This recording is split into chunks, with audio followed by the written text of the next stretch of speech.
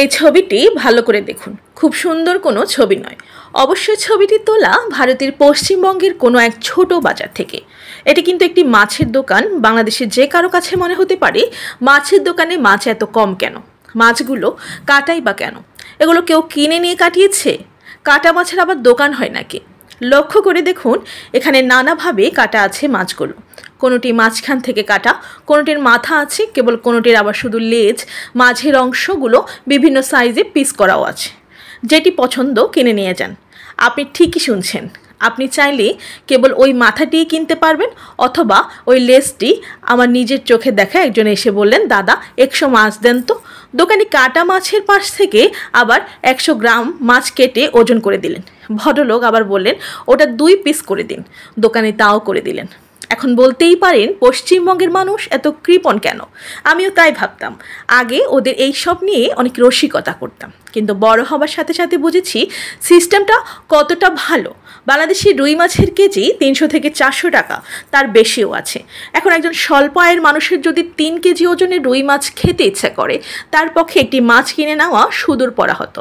কারণ এদেশে সাধারণত মাছ কেটে বিক্রি হয় না, আর এতটা মাছ একবারে কিনে রাখবে না। বা কোথাও একদিন বাজার থেকে 1 হালি ইলিশ মাছ কিনে রিক্সা করে ফিরছিলাম। বৃদ্ধ রিক্সাওয়ালা মাছের দিকে তাকিয়ে জিজ্ঞাসা করলেন, বাজান কত করে লইছো একটা মাছ? আমি বললাম 1200 করে।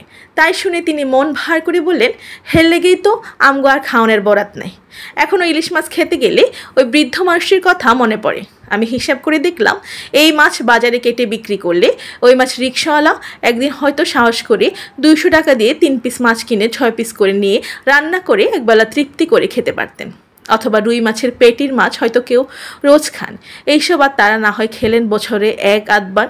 তবু বঞ্চিতদের কাতারে তো রয়েই গেলেন আজীবন, কেবল কম রোজগার থাকার কারণে।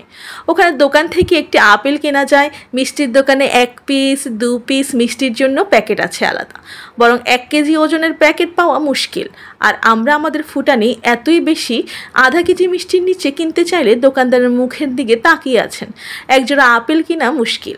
সেদিন কলা কিনতে গিয়ে আমাকে 1 হালি কলা দিলেন না ধানমন্ডির এক দোকানদার। বললেন 1 ডজনের নিচে বিক্রি করবেন না। ওপার বাংলায় একজন চা বিক্রেতার বাড়িতেও দোতলা বিল্ডিং দেখতে পাওয়া যায়।